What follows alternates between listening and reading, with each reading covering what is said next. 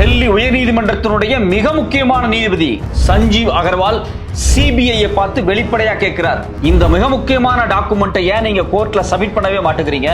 இந்த டாக்குமெண்ட் இல்லாம இத மறைப்பதால இந்த வழக்குல மிக முக்கியமான சில விஷயங்களை பத்தி எங்களுக்கு எந்த தெளிவுமே வரமாட்டேங்குது, தயவு செஞ்சு கொடுங்க அப்படின்னு சிபிஐ பார்த்து ஒரு உயர்நீதிமன்றத்தினுடைய நீதிபதியே கேட்கிற அளவுக்கு ஒரு மிக மோசமான நிலை ஏற்பட்டிருக்கு. கிட்டத்தட்ட 7600 கோடி ரூபாய் கொண்ட மிகப்பெரிய ப்ராஜெக்ட் ஒரு குறிப்பிட்ட நிறுவனத்துக்கு, ஒரு மிகப்பெரிய பைனான்சியல் ஃப்ராட்ல சிக்கின ஒரு நிறுவனத்துக்கு மோடி அரசாங்கம் கொடுத்திருக்காங்க.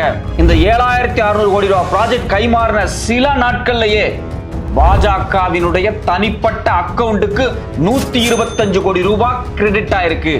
இந்த 125 கோடியை கொடுத்தது இந்த பர்டிகுலர் நிறுவனம் தான். ஆதாரப்பூர்வமான ஆவணங்கள் வெளிவந்திருக்கு. ஏன் எதுக்காக மோடி அரசாங்கம் சிபிஐயால கிரிமினல் கான்ஸ்பிரசி உட்பட்ட ஒரு நிறுவனம்னு